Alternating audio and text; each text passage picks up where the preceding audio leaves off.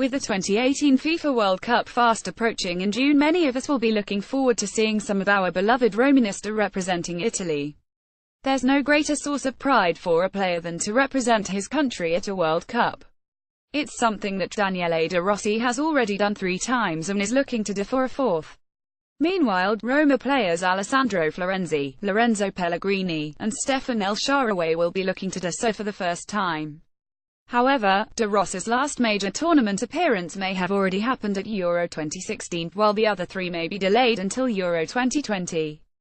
I'm not saying this because they will all be sitting home come June watching the azzurri on. It's possible a couple of the younger players might be, but because Italy is starting to face the distinct possibility of the unthinkable, not qualifying for the 2018 World Cup in Russia.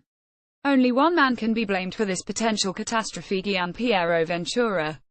When the FIGC hired Ventura, it raised some eyebrows, but because of his experience handling younger players at Torino, it was thought that he could help the azzurri transition from the old guard to some of the young talent coming through the ranks. However, Ventura's tenure has been nothing short of a mess since the beginning. I'll explore some of the reasons that I believe his tenure needs to end to save Italy's qualification hopes. Lack of pedigree: Italy has one of the best, if not the best, coaching academies in all of the world and routinely develop coaches that are in demand throughout Europe. There are few coaches that I would consider world-class. Guardiola, Mourinho, Lowe, and Simone are on the shortlist in my opinion. I'd also argue that 2 Italians make the list: Ancelotti and Conte. Meanwhile, there are a number of other Italian coaches who I would put in the next tier thanks to their success in Italy and abroad. Some of the names I'd throw into the mix are Allegri, Mancini, Ranieri, Spalletti, and perhaps even Sarri. It was evident during the 2016 Euro just how important a quality coach is. Antonio Conte worked magic with an Italy team that in many people's opinion was far from the most talented in recent memory. Yet the coaching of Conte milked every last drop of talent out of the players. His leadership turned the tournament into a relative success before the azzurri fell to Germany in penalties in the quarter-finals. Ventura brings none of the domestic success that coaches that the above-mentioned Italian tacticians bring. He also lacks the success abroad that many of those coaches bring to the table. For example, Ranieri at Leicester, Spalletti at Zenit, Ancelotti all over Europe, and Conte at Chelsea. Ventura has never experienced any major success anywhere. Player selection: Ventura has begun to work in some of the talented younger players that Italy has to offer these days. However, I'd argue that he hasn't done it well enough. Sure, players like Andrea Bellotti and Ciro Immobile have begun to find their feet both in Serie A and have carried some of that success onto the international stage. However, I'd argue that they should be seeing even more success in Azzurro. Part of the reason that Italy hasn't had enough success under Ventura is that he hasn't called up the right players. Ventura has been stubborn in his player selection when it comes to excluding certain players. The most glaring example is Napoli's Jorginho.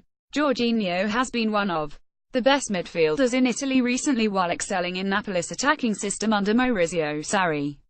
However, Ventura refuses to call up the Napoli man who is also eligible to play for Brazil. Ventura says that Jorginho's position doesn't exist in his Italy, which is something that drives me crazy, and I'll come back to that later.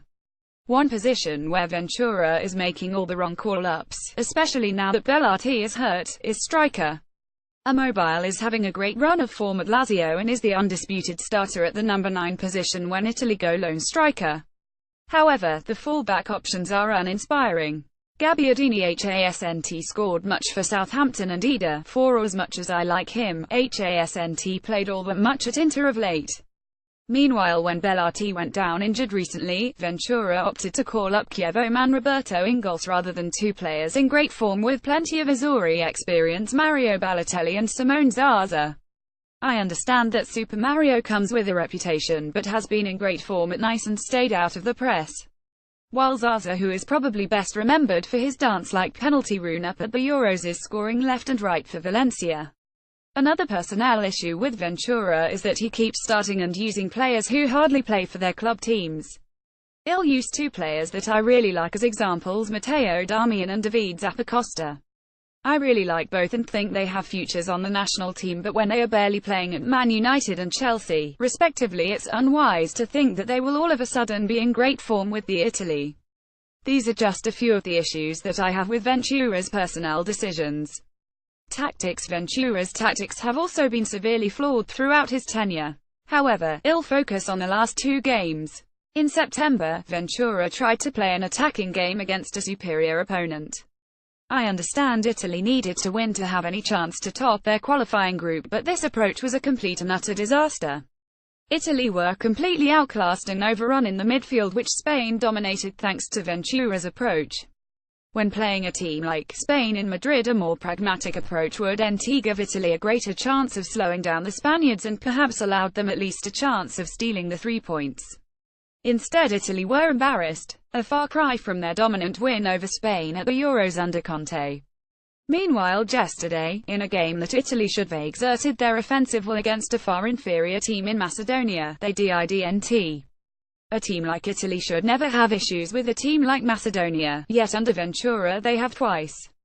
They almost lost in Macedonia the first time they played and drew in Torino yesterday.